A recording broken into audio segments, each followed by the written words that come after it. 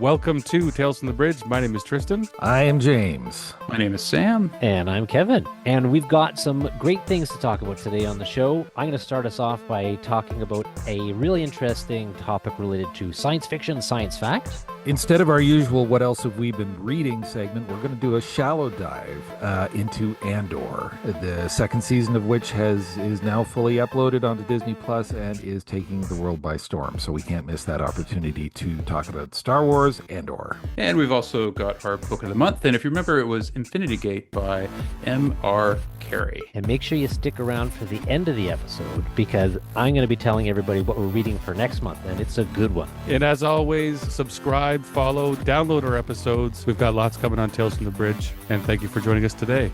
And let's make our way over to the bridge.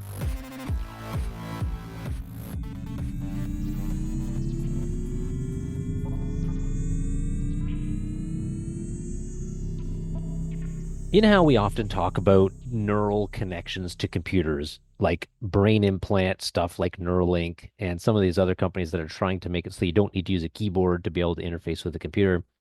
And I don't know about you guys, but I'm not a big fan of having things implanted into my brain. And I kind of feel like there are a lot of people who aren't a big fan of that idea. And I'm not entirely sure how successful these commercial ventures like Neuralink are going to be, simply because there's going to be a lot of people who don't want stuff planted into their, you know, prefrontal cortex or what have you. I mean, I could be wrong, but that's been my impression. And so it was a really interesting topic for a while. We even talked about it on the show a few times, but then we really haven't talked about it since because of, I think, this fairly fundamental flaw.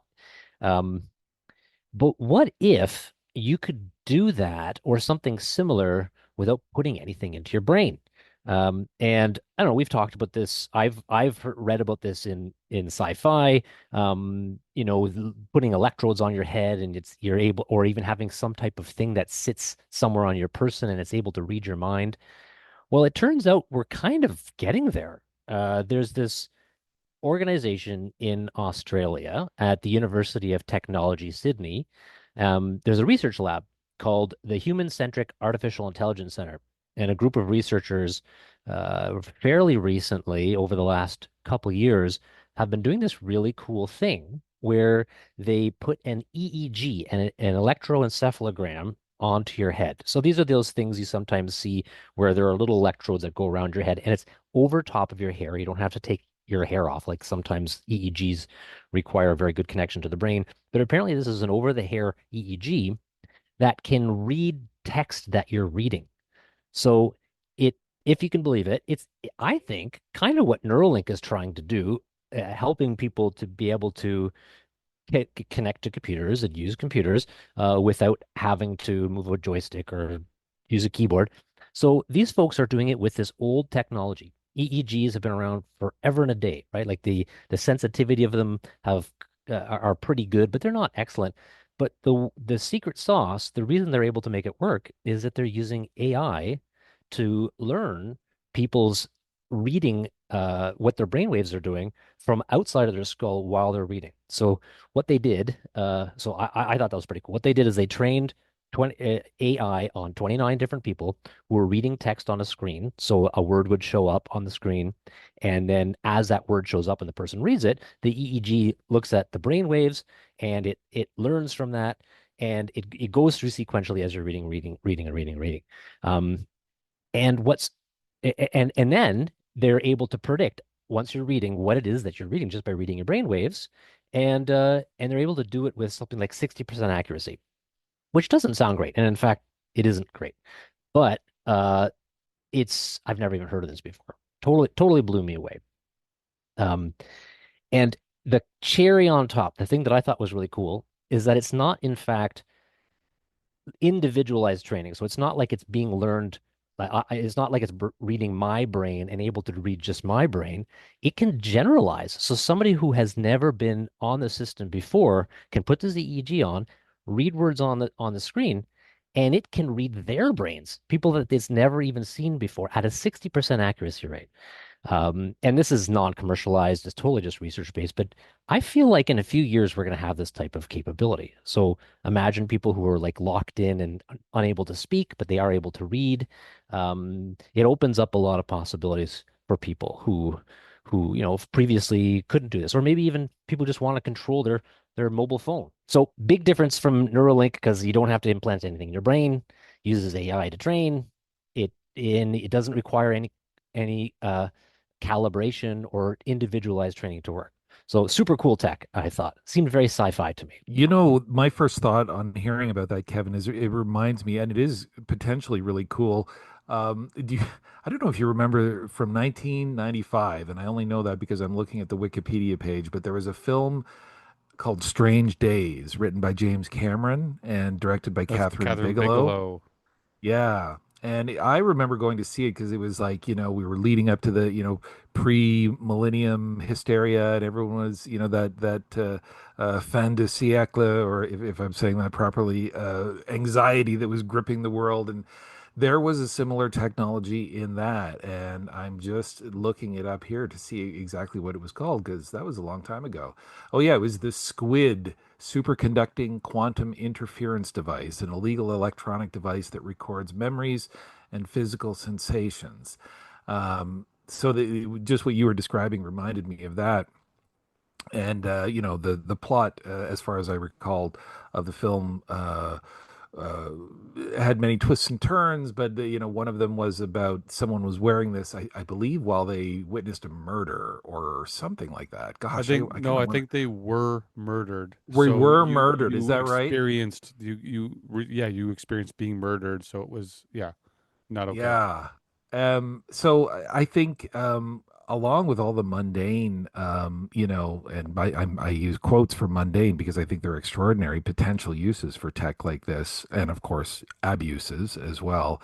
Yeah, I think it's really interesting and certainly a lot more appealing than being directly plugged in, for sure. There's a toy that came out maybe 10, 15 years ago, and it's a Star Wars toy where you make something move with your mind. Have you seen that? And it's like it's using the Force. Totally. And that's using EEG technology. I've seen those before too.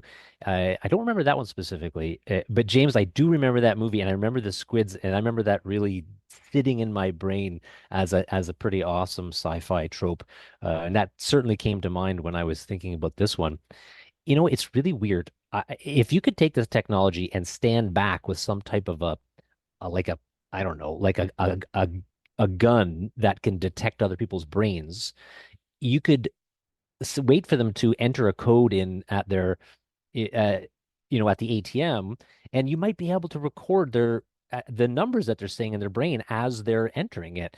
And I remember as a young kid, maybe even after watching a movie like that, thinking when I enter codes, I shouldn't be sub-vocalizing it because at some point the technology is going to exist where somebody's going to be able to take that out of my thoughts. So to this day, when I enter a code, I in my head say a different code number when I enter it in, which I know sounds really weird, but this is what I've done because I've done a lot of sci-fi even from a very young kid, as a young kid.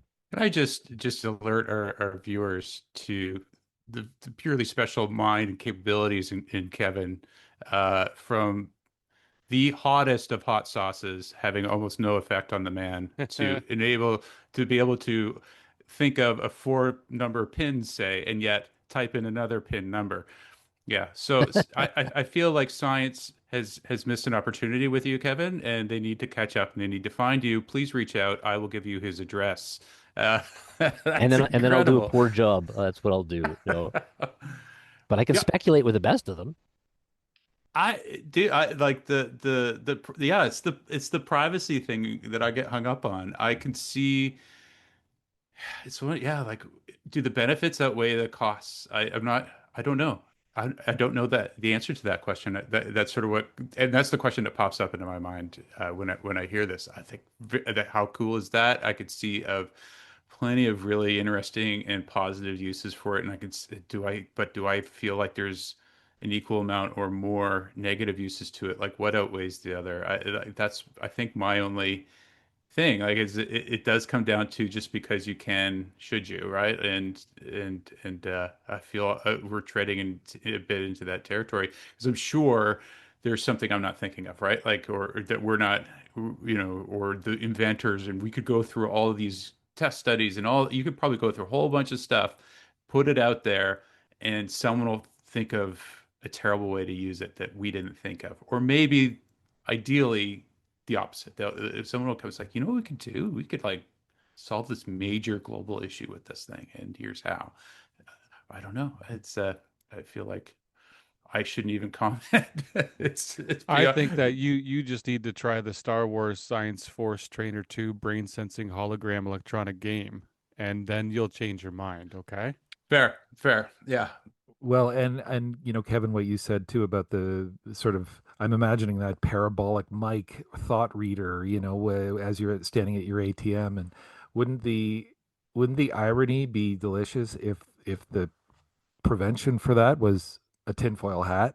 That all you need to do is just get a little roll of tinfoil hat and just wrap that around your noggin, and you'd be all set.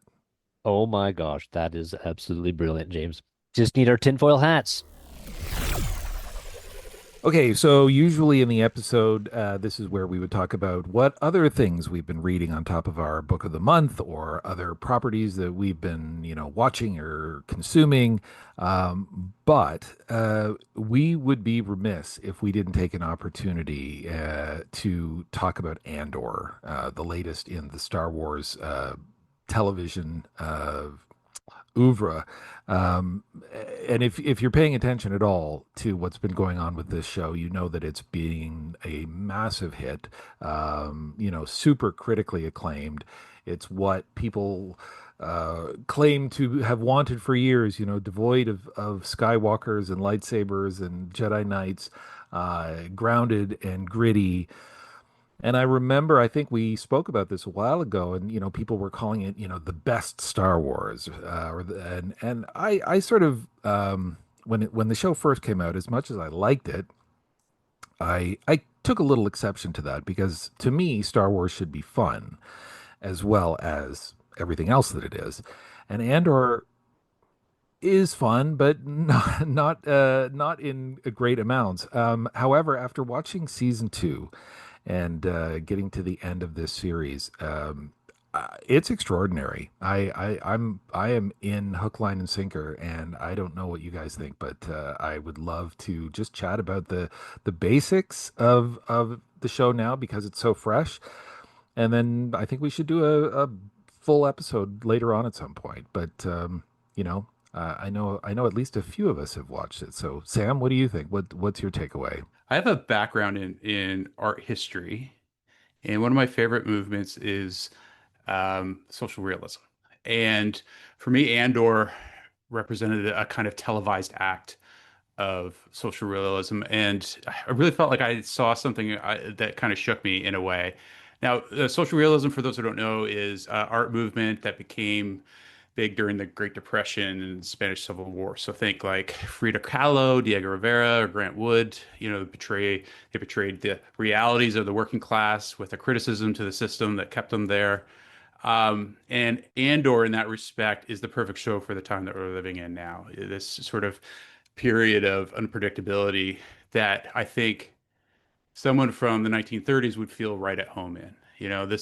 I feel like we're living in this kind of uh, totality moment, where the struggles people are facing, those whose deaths we accept, and maybe those who we do not, and how many of us get to look away and pretend it isn't happening.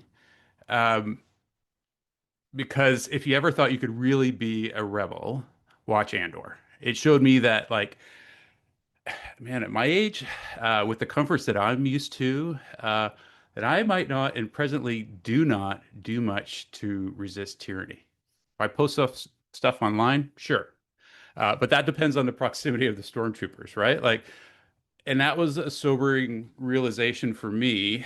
And I arrived at it watching a Star Wars franchise of all things, which is a whole other conversation that I'll save for when we do a longer version of this conversation. But in some ways, it helped me process the slow drift into fascism that we're seeing in our southern neighbor at this moment.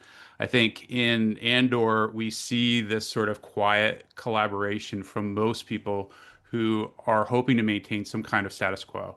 The show portrays a range of characters from factory workers, bureaucrats, soldiers, even to a mom, who represent ordinary people navigating an increasingly oppressive system. So the key lesson here is that the cost of resistance, and the key lesson of Andor is the cost of resistance is total, and few are up to the task, and probably not enough. And Andor shows the personal sacrifices and moral compromises and resistance.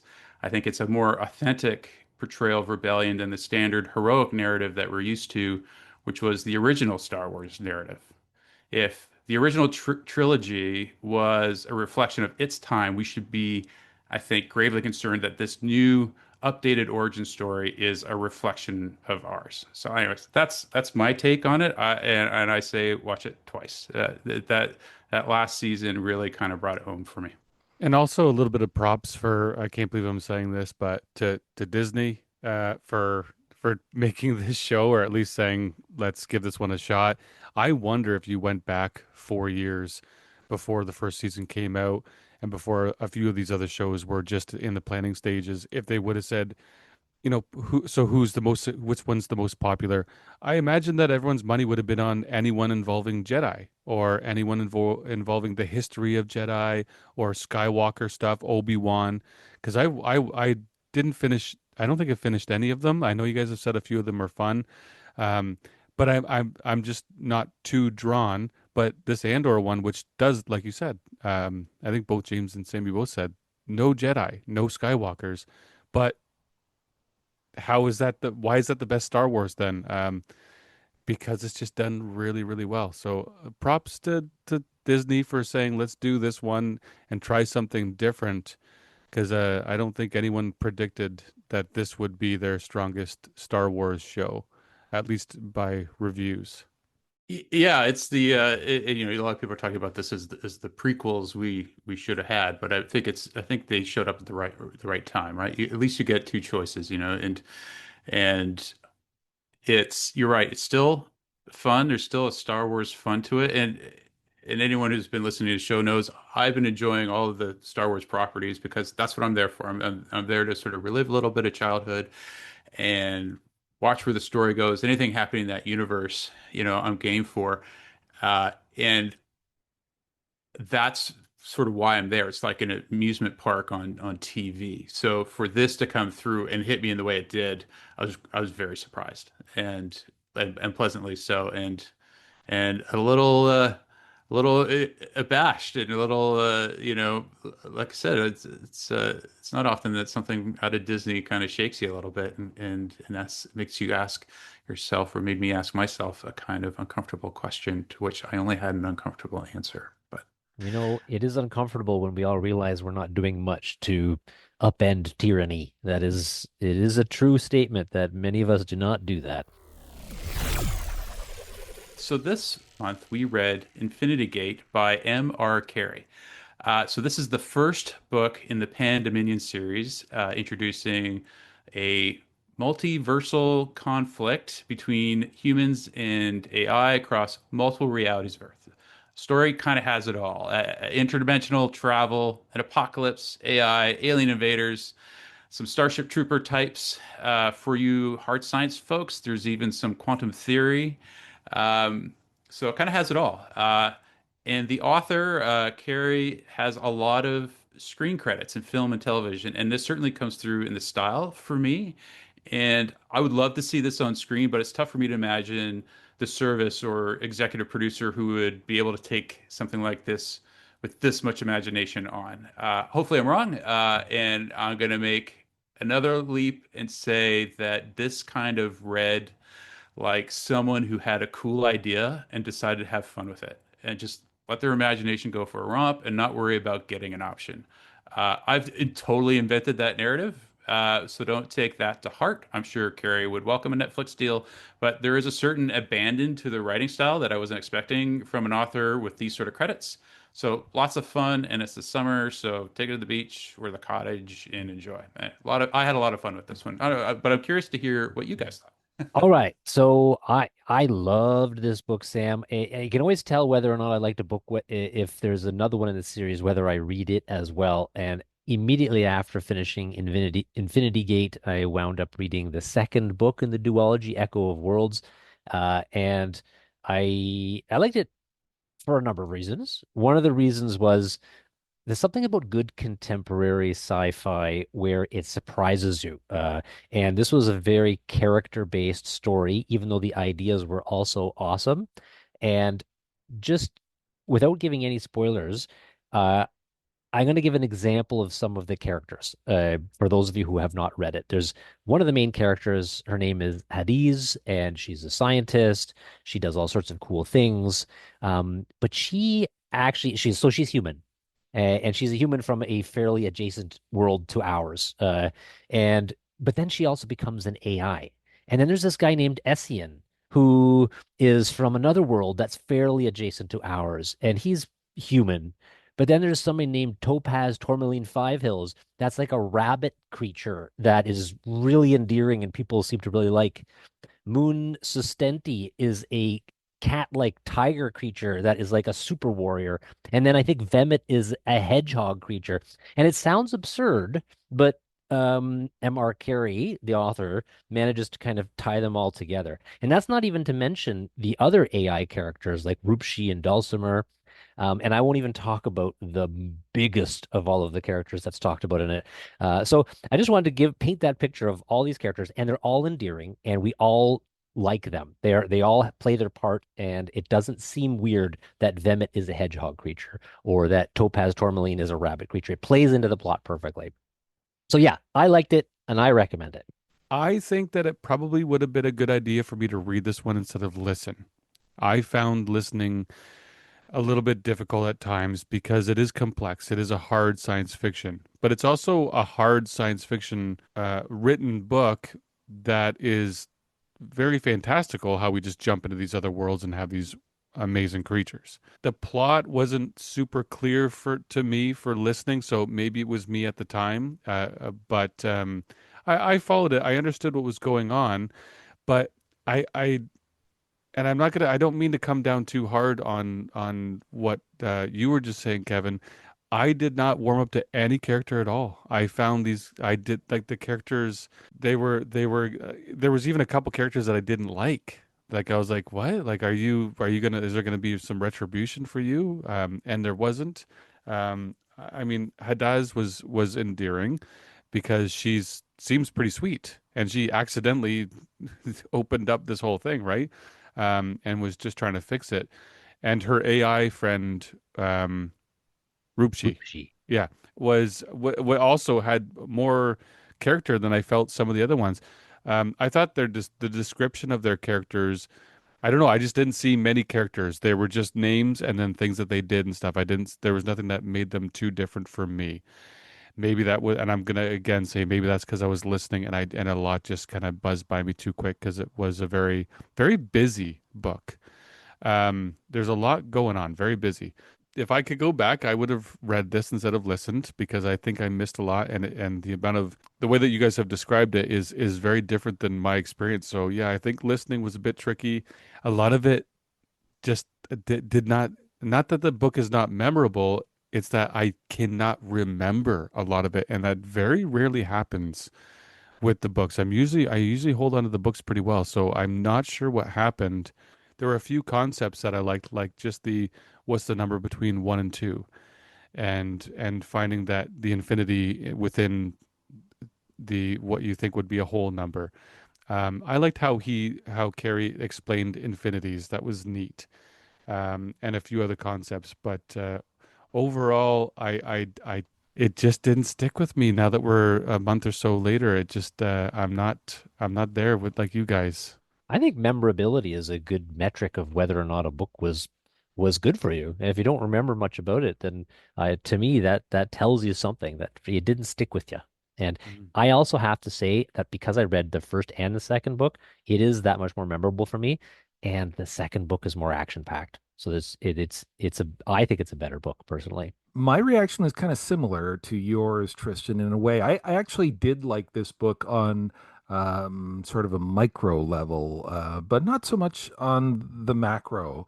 Um, I had some reservations. I thought the multiverse angle was interesting, and the way that they uh, brought us into it. I was very intrigued by Hadiz Tambawal and her AI and how they were going to get out of the mess that they were in.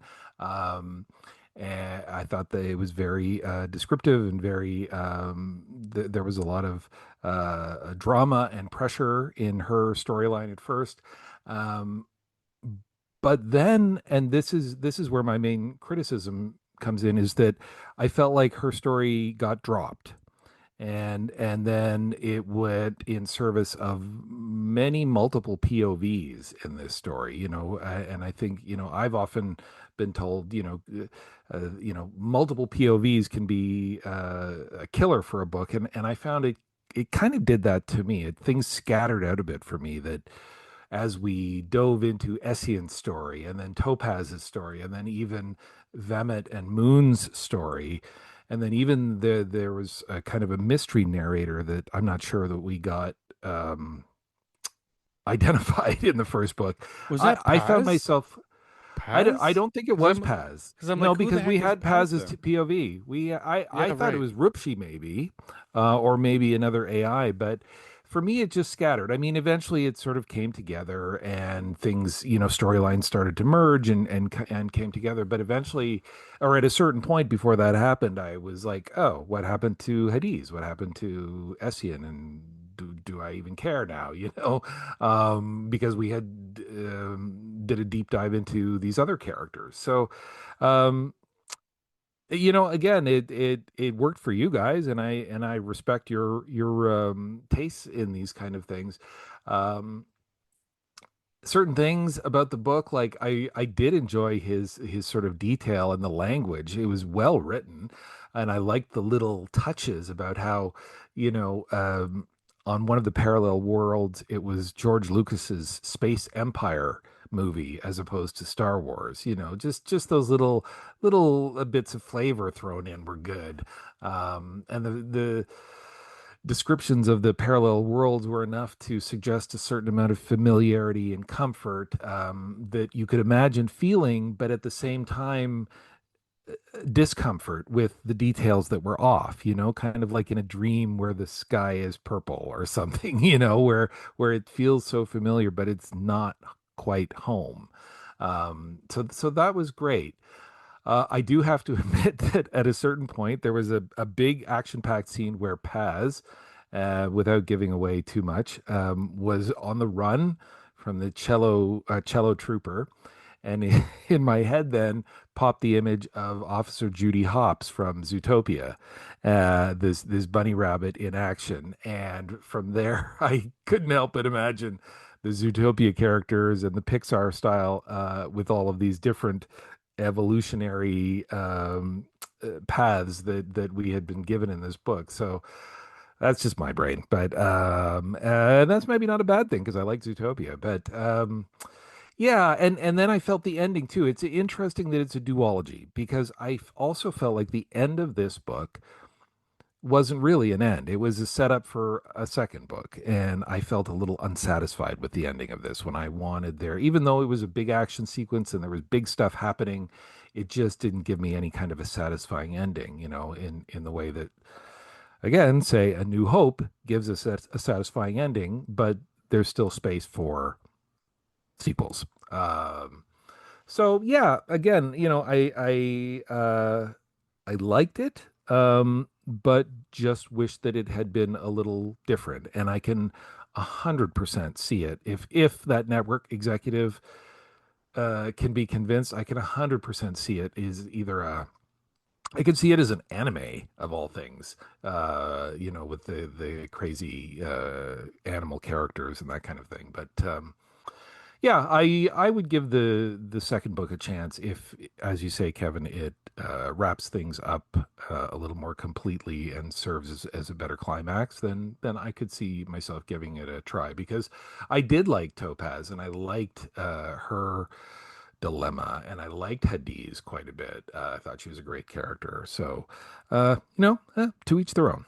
Awesome. Well, I appreciate everyone's. I think that's a nice balance, sort of multi-view of this book. So I think people got a lot to work with here, and maybe come up with a summer read, or move on. It's this is what I like about a book club is like when people come in with their different views, and I'm like, oh yeah, like yeah, that's right. Maybe I'm not satisfied with the ending, or maybe or the idea of Kevin. You sort of reminded me of the fact that yeah, there is it, evolution is sci-fi gets featured in this book, and I don't know that I've seen a lot of that, so that was cool as well. And I think whether or not a book is memorable, like Kevin said, that's a good data point, right? Like, is if it doesn't stand out for you, maybe you didn't connect with it, and that's okay too, right? Like, there's no harm in that.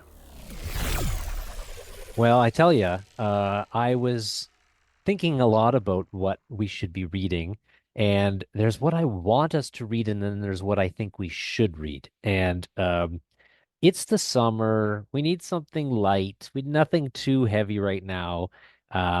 So I think we should read a short book, and I'm not kidding, it's actually short, and by our old friend John Scalzi. So John has written a book that has just come out, and it sounds absurd when you first read about it. The title is When the Moon Hits Your Eye. And if you've not heard about this, the premise of it is very clear. The title of the book and the cover of the book allude to the fact that the moon has turned to cheese. Um, and what happens if the moon turns to cheese? In a way that only John Scalzi can do, he makes it funny and he makes it satirical. It's a reflection on society. It talks about billionaire culture. It's actually a bit of a science lesson at a certain level. So there's some really good science fiction content in there. And it's entertaining. I highly recommend the audiobook for this one. It's a good read. It's a Gouda read. Oh, good one. Nice. Feta Almost won it. believe it.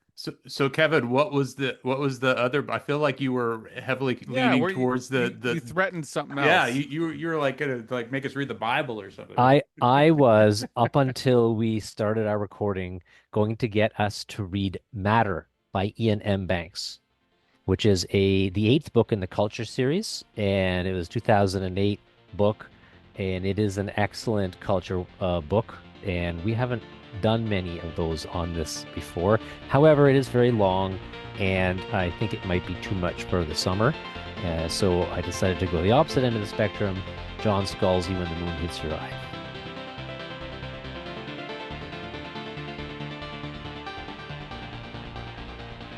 Thank you for joining us today. Lots more coming on Tales from the Bridge in the future.